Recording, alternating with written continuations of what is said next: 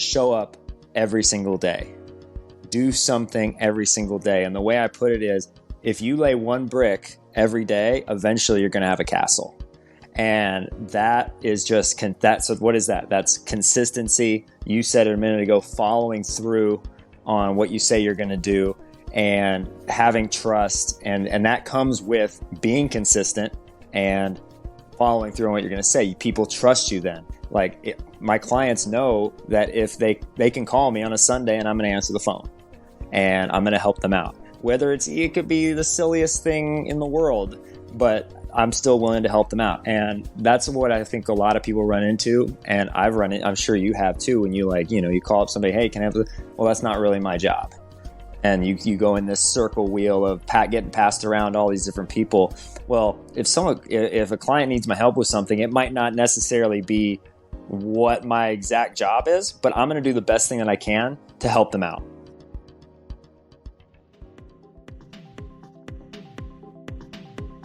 Welcome to today's episode of The In Factor.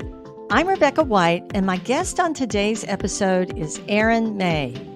After graduating with a bachelor's degree in sociology from Florida State University, Aaron went on to begin his career as a tennis professional, working in the tennis industry until he became the director of tennis at Esplanade Golf and Country Club. Aaron applies an entrepreneurial mindset in life and in work, and in 2019 saw an opportunity to pivot into a full-time career as a self-employed realtor. Today, Aaron is a leading realtor at Coastal Luxury Partners, representing some of the region's finest properties. Listen in as we talk about the importance of finding opportunity, taking action, and executing past failure. Aaron, thank you for joining me today on The In Factor. Yeah, appreciate you having me. Thanks. How you doing today? I'm well, thank you. And I'm excited to talk to you.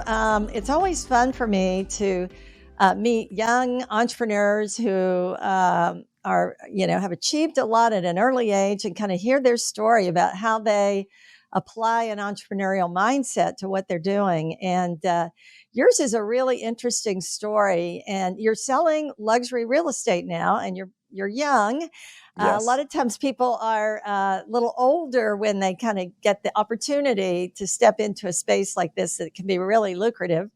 But you found yourself here at a young age. And so I'm just curious, how did you get to this point at such a young age as selling luxury real estate and reaching, great success with what you're doing? Oh yeah. It's funny. I'm young, I'm 33, but I always tell people I played professional tennis, my whole life. Like the first half of my life growing up was just playing professional tennis and trying to be the best in the world. And it was dedicated solely to that purpose. And so my body is a lot older than my age. It feels like sometimes it takes a beating out there. But, I got into it. Like I said, I was doing tennis and I kind of got into the real estate thing out of necessity more than anything else. So I was working at the club over here at Esplanade, and I was the director of tennis for a number of years. And it just... COVID happened, so everything got shut down. It was crazy times. My daughter's about to be born, my first daughter. And I was like, okay, I'm going to go get a clean bill of health. And because she's about to be born, my dad was my doctor growing up. So it was just a matter. He was always just like, you're fine. You're going to be fine. That was my checkup. So I hadn't had a checkup in like 15 years. So I was like, okay, let's get a clean bill of health here just for peace of mind. And let's see what's happening. So I got set up with a primary care doctor. And then from there, I just went, and he's like, what do you do for a living? I played tennis my whole life. I'm blah, blah, blah. I'm a tennis director. He goes, you ever go to the dermatologist? I said, no, I've never done that. And he goes, you're absolutely insane. You've never gone to the dermatologist. You've been in the sun your whole life. You got red hair and freckles. I'm sending you to the dermatologist. He writes me the script, and we go, and the guy, did one biopsy on my back. He said everything was good, but other than that, and I got a melanoma diagnosis. So that was 2 weeks before she was born. I'm freaking out. I'm going, this can't be happening. You know, they're talking about if we can't get it, you're going to have to do chemo and we're going to biopsy your lymph nodes to make sure it hasn't spread. And I'm going, this is not reality right now. So, you know, just before that, I had just gotten my real estate license because of COVID and everything shut down. And I'm like, well, I need a backup plan because I don't know what's going to happen. And nobody knew what it was yet. It was still, you know, just coronavirus. It wasn't even COVID-19, I don't think yet. So I was like, I'm going to get my real estate license and start working towards that. And then the melanoma thing, I was just like, okay, this is other forces at work telling me that I need to make a shift. And I'm big on that, just really reading into those signs saying, okay, you need to make a shift. And that was really my motivation to get out of the sun and kind of work my way off the court into another line of work. Yeah. Wow.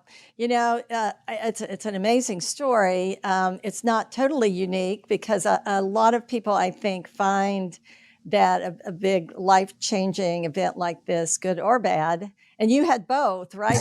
Right. Right in a matter of a short time, plus all the stress of what we were all going collectively through with the pandemic.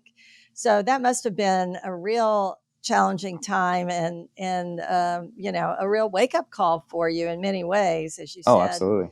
Yeah. So and that can happen at any stage to any of us. And so what I love about that story is that you took that and you turned it into something positive for yourself. And thankfully now you're cancer free and you're seeing the dermatologist, I'm sure, regularly. Yes, And, every 3 months. yeah. You know, I never saw a dermatologist much until I moved here to Florida. So now that I'm in Florida, I'm much more frequent with that. But it's one of Good. the prices we pay for living here in paradise, right? Sunshine State. That's right.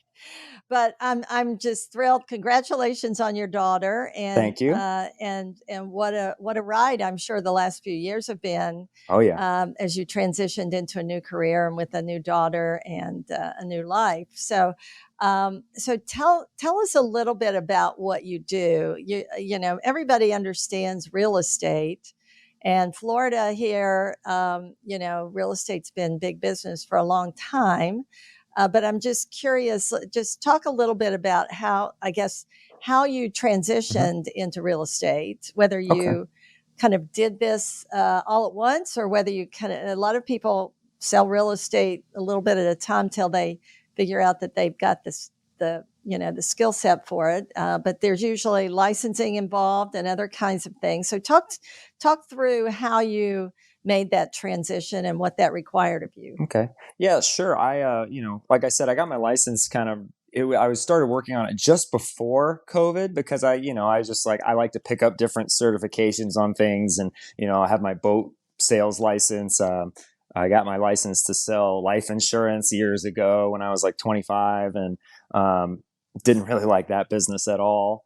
It's a great business, but it just wasn't really my area. So, I started off, it was just kind of like, yeah, I'm teaching people all the time on the tennis court. And it was just kind of, yeah, you want me to sell your house? And, people that at a country club that play tennis, they're, a little bit more well off than, some other people usually in other areas, So that's kind of where, I got into the higher end of things, maybe a little more quickly than some other people do.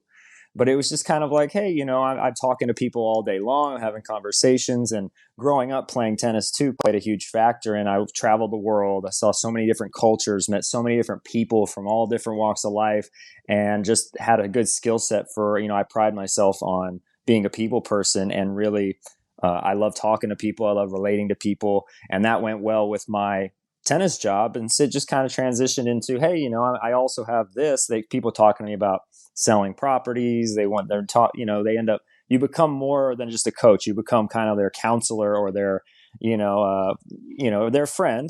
I have a lot of people that I used to coach that are great friends. One's like a second grandmother to my daughter and, and they, hey, I'll sell your house for you. And you do this here and there. And, eventually there was a big motivator, obviously, when I got the melanoma thing to go, okay, I need to kick this into overdrive and do it a little bit more. And finally just got busy enough to, okay, now I can transition. I can do this full time. And, I still hop out and coach here and there a couple people because I love to be on the court and I don't ever want that to not be a part of my life. It's a huge passion of mine, obviously, but that's kind of how it happened. It started off gradually and then just built it and built it and built it. And, using social media, I've been big on that with other businesses and people that I've worked with, things that I've done on as like kind of like side gigs growing up, when I was in my the YouTube and all that kind of stuff. I always joke with my friend, he's a business partner, and another thing that I do, we're always like, man, if we had YouTube when we started doing stuff 10 years ago, it'd be a totally different ball game. You didn't have YouTube, you didn't have Instagram, was just you posted pictures, and you didn't even have hashtags or anything like that. So that really, my gaining a knowledge on that also helped me accelerate kind of getting more business. Yeah. So there's a lot there to dig into, but one of the things that I'm really interested in is this, as you were talking, you mentioned several different side hustles Mm-hmm. first of all, were you the kind of kid that always was selling stuff when you were young, or is this something that just later when you had the sort of the necessity to pay bills or wanted to make extra money? It's just the way you did it. I mean, have you always had an Mm-hmm. entrepreneurial mindset? Oh yeah, I mean, so I've always said, like, I don't want to end up working for someone else. I always want to work for myself. But when I was a kid, honestly, from 6 years old, I was really dedicated to tennis. So I didn't have a lot of time. But when I did, I remember having, get with the neighbors, do the lemonade stand, or go around and take junk out of the garage and try to sell it to neighbors. Or I remember one time it was a big lesson. The woman that lived next door to us, we lived in Fort Myers when I was a kid. And she goes, "Hey, I want you to weed my pool deck and I'll give you $20." And it took me all day. It was the most disgusting pool deck that you've ever seen. And I'm like, 8 years old, and I'm battling lizards and pulling these weeds, and I'm sweating, and I'm going, this is, I was like, I need more than 20. I'm thinking in my head, there's got to be a better way to make $20. So yeah, I've kind of done that, growing up, and I've always wanted to, you know, I don't know how to say it, but I've always butted heads with people that I've worked for, because I just feel like, I can figure out a better way to do this or that. And not that my way is the best way all the time, but I've always had that. And I feel like people, I've just always butted heads when I've worked for somebody, or my coach in college, we butted heads all the time. And it's just, I'm just better off being able to do things when I want to do them, because I like to get things done quick. I like to move. I like to get things, I like to keep it moving, and I'm working all the time. And it's just, a lot of people don't run that way.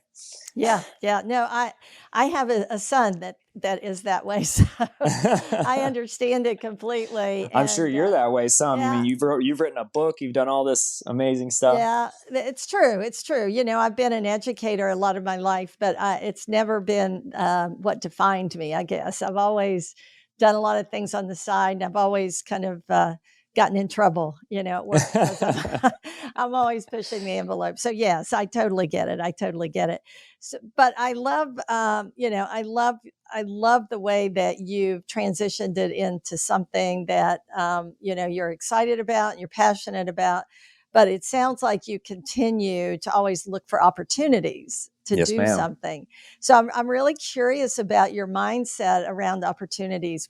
How do you define an opportunity that's worth, investing your time and your money, whatever resources you have to invest in it. And there's always Hmm. an investment, even if Sure. it's time only. So how do you figure out what is really an opportunity, and how do you define that for yourself? Well, time is definitely, people talk about money and investments, but you hit it on the head. Time is such a huge factor. And, I've got my calendar planned out to the half an hour every single day, including family time. And I just go by that and I live by that. So time is huge for me in terms of investing. It's like, okay, how much time can I dedicate to this? But for me, for opportunities, it's more beyond how lucrative is it going to be. I did that when I was younger, and it was just like, let me do. Oh, I can make. My brother.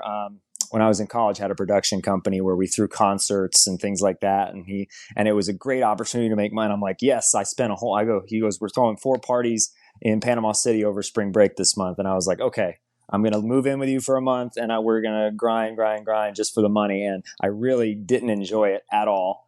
And the money was okay. But that kind of taught me the money is for me, it's a side effect of passion. And so I look for opportunities. I look for something that I'm interested in and that I enjoy doing or that I care about. And that allows you, I think, to get your highest quality product out of yourself and out of whatever it is that you're doing. And the money, people have a sense of that, oh, this person cares about it. Whether they know it or not, you can sense it, right? And the money becomes a side effect of doing good work and being passionate about what you're doing. Yeah. And I think there's a lot of wisdom in that.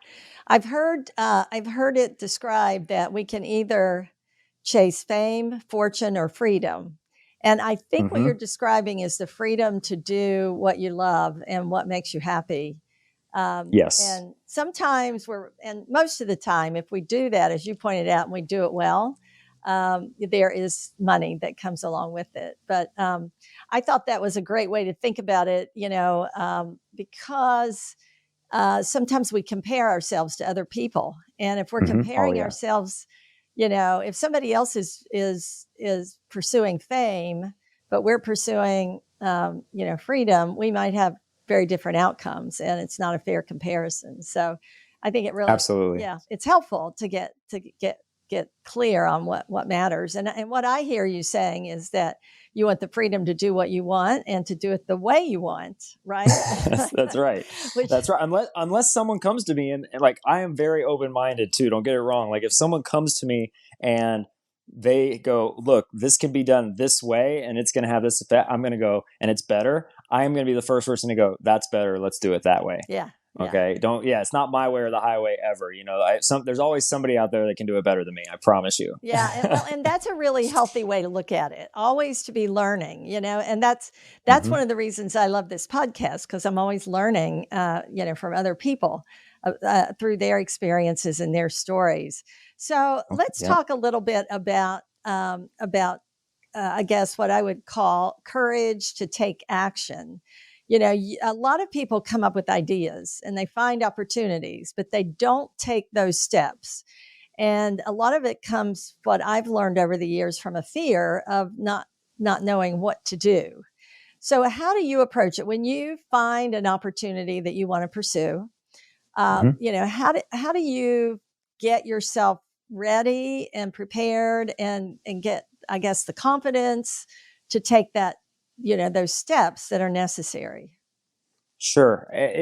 That's tough because you do have doubts and you have to think about a lot of things. And, in the past couple of years, I've turned down other tennis director positions from different clubs that people have approached me like, hey, can you come? We want to hire you for this. We want to hire you for that. And they're great. They'd be great. But then I always said to my wife, I'm like, I'm not going to do it because I know that this is the way I need to go, that the forces at work have pushed me this direction. So to take action first, I want, like, if there's something that catches my interest, I go, and we have so much technology and so much access to information, which, can cause analysis paralysis for a lot of people. But I go and I want to learn as much about it as I can. First of all, I want to see, okay, what's this all about? And I just want to learn. And I'm just like, I find out something new that I like, and it's just like this information intake. I'm watching all the videos, I'm listening to all the podcasts, I'm reading all the books, and I learn it all. And then I might not even do it, but now I have this knowledge base, on growth mindset type thing. And it's just, I'm a spiritual person. I'm not necessarily like a Christian or anything. I actually, in layman's term, I guess you could say I'm a Buddhist. I meditate every day. And when there's a big decision to make, I've really learned a lot from that, being able to just go with, what does your gut tell you to do? And you just have to trust it. It's very hard because you get so in your brain, and there's always going to be negative things in your head. There's always going to be downside. But you just got to know that whatever decision you make, that's the right one in the end. You were always going to make that decision. That's always going to be the right one, because think about where you are today every decision you make, I'm sure there's a ton of them that you thought was the wrong decision, but that wrong decision got you here. So I go with my gut. Plain and simple. If it feels right, I'm going to go with my gut and I'm going to do it. And if it doesn't work out, what's the word? Is it going to kill me? No, most likely not. I hope not. But it's worst case scenario, I'm going to learn from it. And that I've had so many failed ventures that I've tried, or that I say failed, but I've learned so much from them, and it's just gaining knowledge and continuing to move forward. And that's entrepreneurship, right? You know that every failure you learn from it, and that gets you closer to the win. You can have 100 failures, you only need one win. And that's something else that tennis taught me too. You know what I mean? If you look at the pro tennis players, guys in the top 20, some of them have losing records, but they're in the top 20. And it's just, you just keep going. You learn from what you learn. How did I lose this match? Okay, I got to go get better at my backhand. I need to go get better at my serve. Okay, my mindset was totally off. I need to get with a coach, and we need to work on my mindset. And then you learn from it and you get better. Yeah. Well, I love that because you mentioned my being a book author, and my book, See, Do, Repeat, that's what it's all about. I got it on order on Amazon, actually. Wonderful. Well, you're going to see yourself in that book because it's all about this recognizing opportunity, taking action, and executing past failure, which is what we have to do. And love that. And learning is a big part of it. In fact, I dedicate a whole chapter to learning because every entrepreneurial concept or idea is really just an experiment. We have to go out and learn it and prove it or disprove it and then move on. And I mean, you said it very, very well.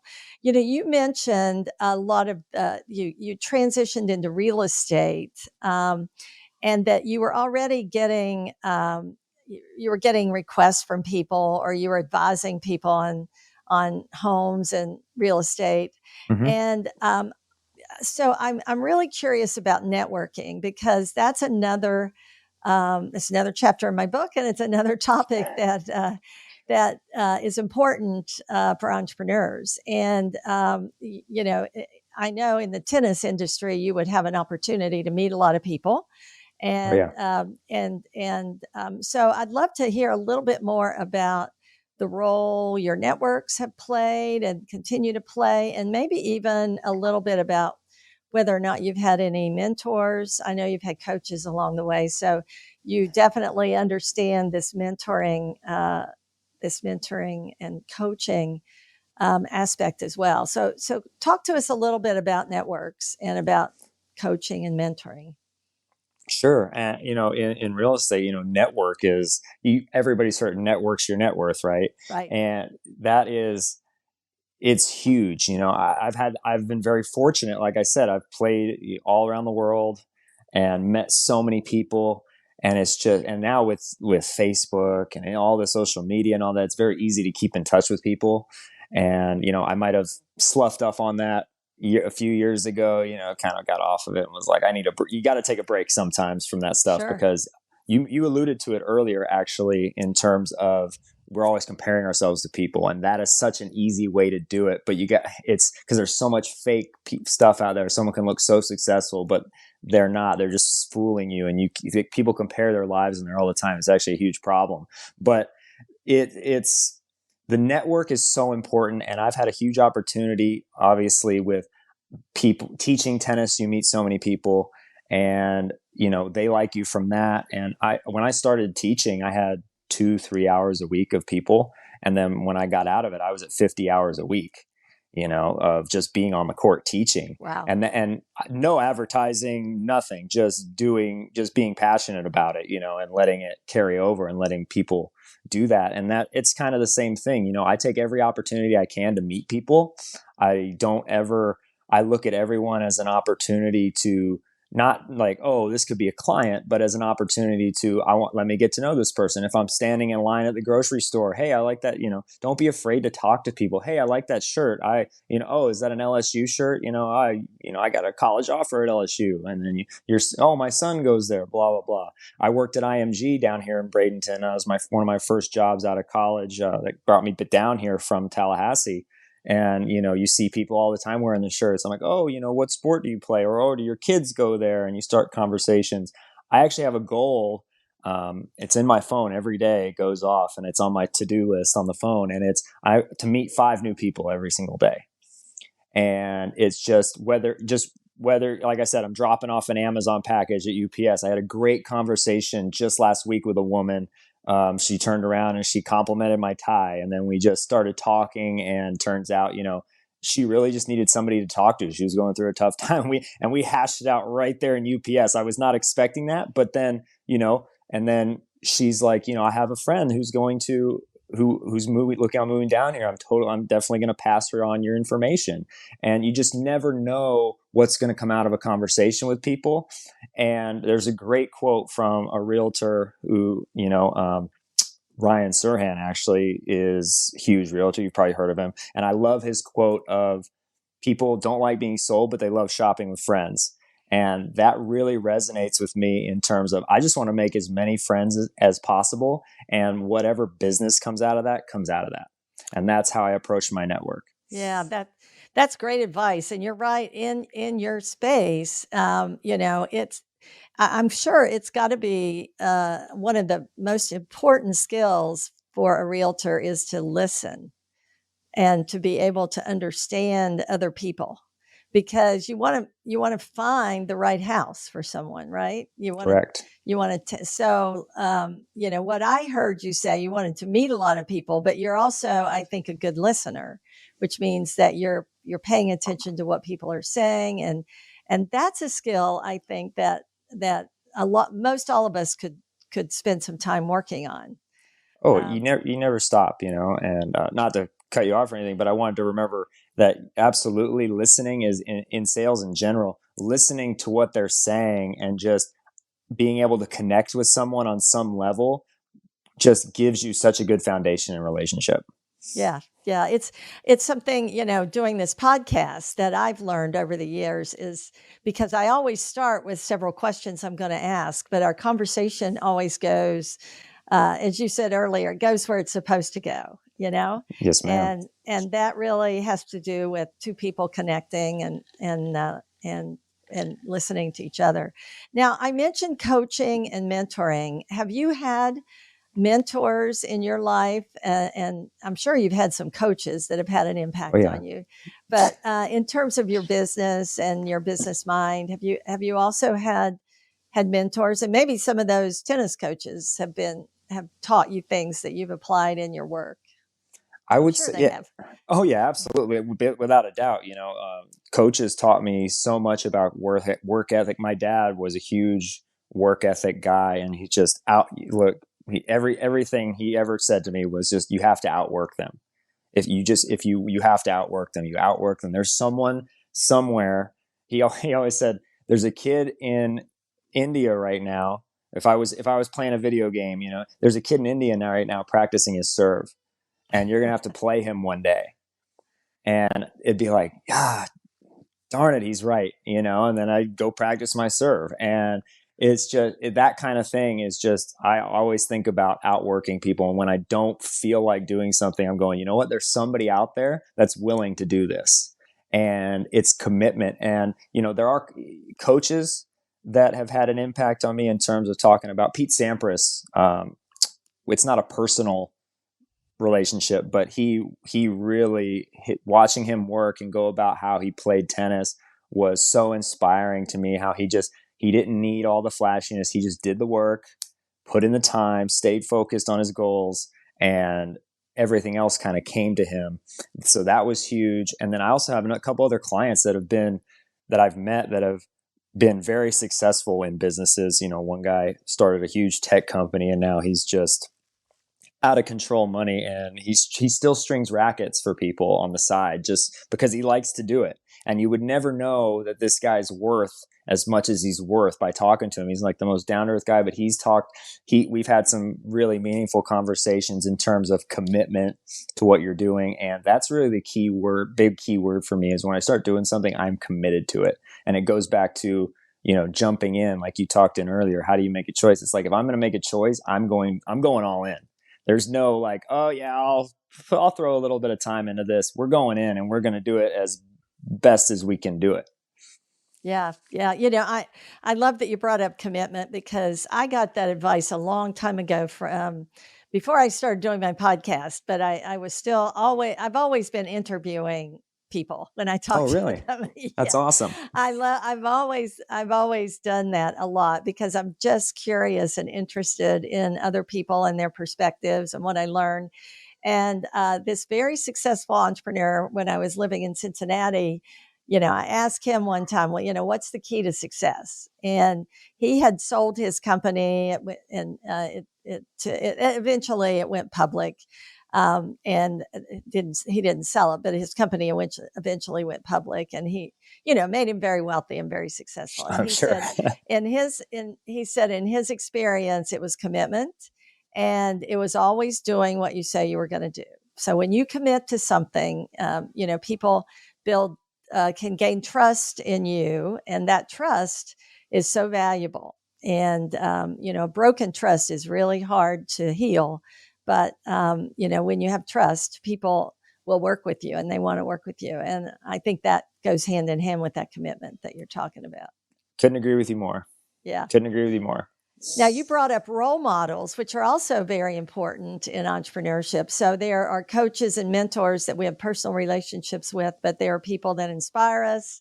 And that's something that we try to do through a lot of the stories. And I think a lot of the listeners that I have would be very interested in real estate, the business of real estate. So I'd Sure. love to take a few minutes to ask you about the business of real estate. What does it Mhm. take to be successful in real estate? What have you learned so far? I'm sure you're continuing to learn every day, but what have you learned so far in terms of what it takes to be successful? Sure. It's not really different from a lot of the things we've already talked about go into that success. And it's not different from any other profession or field of work or whatever you want to do, art, anything else. And for me, anyway, and everybody's got their own path, their own way to do it. But for me, the success is one, and this is something that I live my life by every single day, and I preach it to people that that I kind of mentor and things like that. And it's show up every single day, do something every single day. And the way I put it is, if you lay one brick every day, eventually you're going to have a castle. And that is just so what is that? That's consistency. You said it a minute ago, following through on what you say you're going to do and having trust. And that comes with being consistent and following through on what you're going to say. People trust you then. My clients know that if they can call me on a Sunday and I'm going to answer the phone and I'm going to help them out. Whether it could be the silliest thing in the world, but I'm still willing to help them out. And that's what I think a lot of people run into. And I've run it. I'm sure you have too. When you you call up somebody, hey, can I have well, that's not really my job. And you go in this circle wheel of getting passed around all these different people. Well, if a client needs my help with something, it might not necessarily be what my exact job is, but I'm going to do the best thing that I can to help them out, or at least get them moving in the right direction. And following through on what you're going to say, showing up every day, whether you feel like it or not, right? Staying disciplined, sticking to your schedule, and doing what you say you're going to do are huge in being successful. And then also, too, just never stop learning, having a growth mindset, always learning new things, right? And especially today, I mean, social media is so important in everything. And then in real estate too. I mean, I had no idea about, I'm not a big, sit there and scroll kind of person really, but I had to learn it because that's where you get a lot of people where they see your videos, you're constantly posting, and that's where they can learn. People you don't know can learn to trust you and say, this person knows what they're talking about. They need to see you. And being consistent at that is the same thing. Like I don't know how TikTok works. So what I do, I go and learn as much as I can about how TikTok works. And now I get leads from TikTok. It's just a matter of consistently learning and showing up and putting in the work. There's no shortcut or magic recipe. You just have to put in the work and be consistent. That's my advice. Yeah, yeah, I think that's great advice. And is most of you brought up social media and some of the technology that we have today. Oh There's yeah. so many things going on with technology. I find it really exciting. Everything that's happening with blockchain and with AI and AI is nuts. yeah, it's crazy. Are you finding any, what kind of technology opportunities are you seeing there in the real estate space? You mentioned social media, and of course, we're all pretty familiar with that. But Sure. is there other technology in the space that you're finding helpful at this point, or do you see opportunities for businesses in technology and real estate, Oh, absolutely. property tech, that's what they call it. Yeah, Prop property tech. tech, prop tech, I guess. Yeah, that, hey, we should coin that. The yeah, it's AI is the future of all of it. I think. I've been trying to learn as much as I can about that. I use Chat GPT all the time, whether it be to be okay. I need some June video ideas because it's tough to sit there and think about it. Um, what am I gonna do a video about today, or what do I gonna you can type in, hey, it's June real estate, what are some June real estate videos, and it's like, oh, June is barbecue month or whatever, national barbecue month, which is crazy, and you're like, okay, well, I can do a video about that and how we can do how we your house has plenty of lanai space for a barbecue, or you've got a built-in barbecue out here, it's perfect for barbecue month, and just things like that. I think if you're gonna look into what the future is in terms of, if you're in real estate, obviously being on social media, being very active there is important. We know that.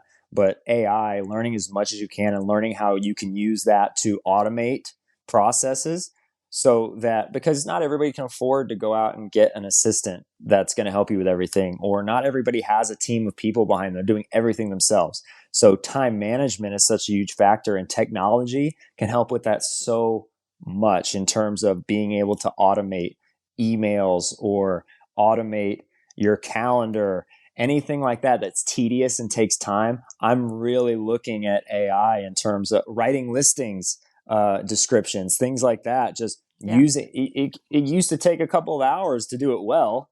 It's like writing copy. Now it's like, okay, these are the features of the home. Boom, 10 seconds later, you've got it, and you've saved yourself an afternoon. Now you can focus on things that are your expertise, that require your expertise, that you could put on an assistant. It's like having a free assistant. And as much as that's what I would say is, learn as much as you can about AI and how you can use it to streamline your business. And that's going to allow you to put your time and energy into the things that are going to drive business forward, while all the tedious behind the scenes work gets taken care of. Yeah, yeah, I feel the same way too. It's really exciting. In education, there are a lot of questions about how we have to change the way we teach. Really. From a writing perspective, writing a paper kind of perspective. But I think there are so many other skills that we can learn or share and teach our students and have them incorporate AI into Is that what a they're doing. nightmare for teachers? Well, Is AI? yeah. Well, I think for a lot of them, if they're not willing to embrace it, but it's really interesting as a book author. There's lots of conversation about it and how to use it ethically, and what to do and what not to do. But I think everybody agrees it's fantastic for writing ad copy Oh or yeah. helping you get ideas and do things like that. So I could see in what you do that it would be a great asset. And I think of it as a graduate assistant, another graduate assistant, There you a, go. a Exactly. really fast working graduate assistant, because it's really amazing how quickly you get stuff back. But I think we're all trying to figure it out, but it's exciting. It's an exciting time. I'm really curious. We talked already about failure and about challenges, and Hmm. I am absolutely certain that playing tennis taught you a lot about how to fail.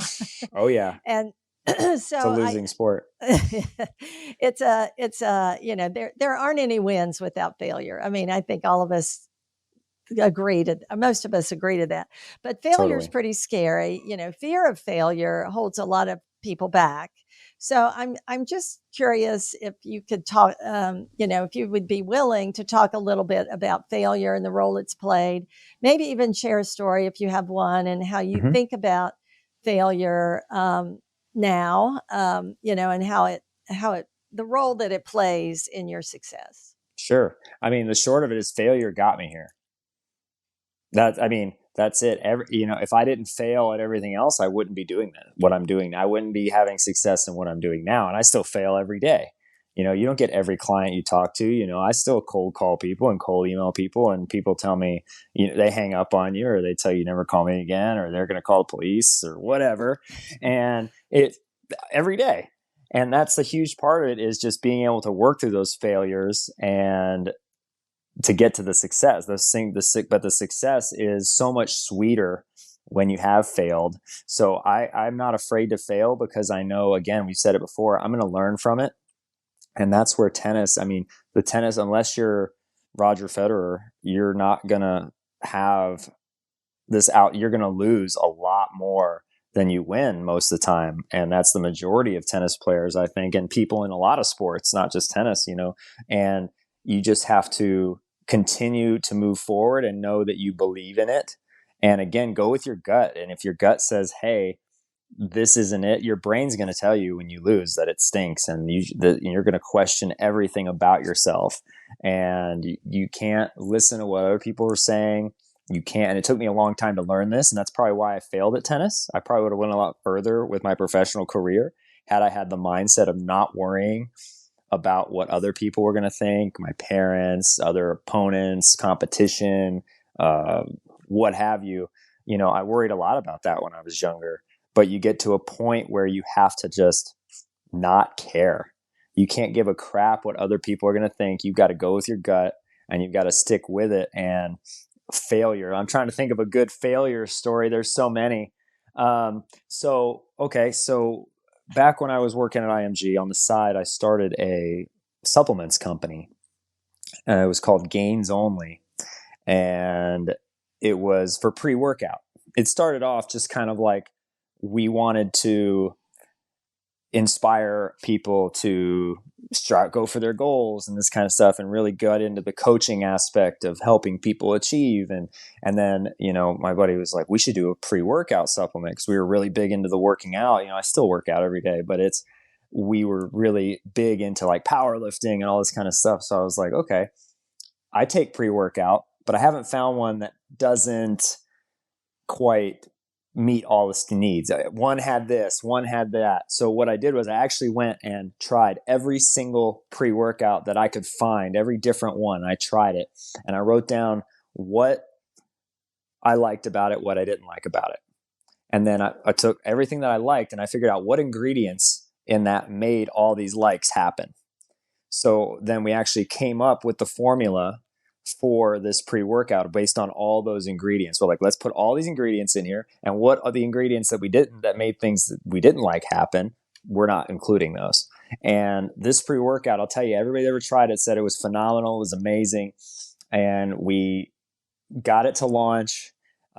We got picked up by a chain of stores in Texas, 200 stores, and amazing launch. We sold out in 2 weeks. They're like, we need more, blah, blah. And we're like, we can't keep up with this demand. What's happening? This is going way too fast. It got way too big, way too quickly. And then, at that point in that industry, you can put warning labels as much as you want, but then the lawyers are telling us, okay, you guys are got to get insurance now, because you're going to get sued. We're like, what do you mean we're going to get sued? Because somebody's going to drink the whole bottle when it says only take one scoop, and they're going to have a heart attack, and they're going to sue you. And it doesn't matter that you put the warning label on there or not. And that's going to cost you a lot of money and lawyer fees and all this kind of stuff. And we're like, okay, well, we can't keep up with production, and this is going to cost us 30 grand a quarter, and all this we don't have any money, and all this kind of stuff. And we ended up having to sell it off, unfortunately. And I consider that kind of a failure. That's one of the ones where it was like, yeah, okay, we had a little bit of success, but it was a failure in being prepared for success. Yeah.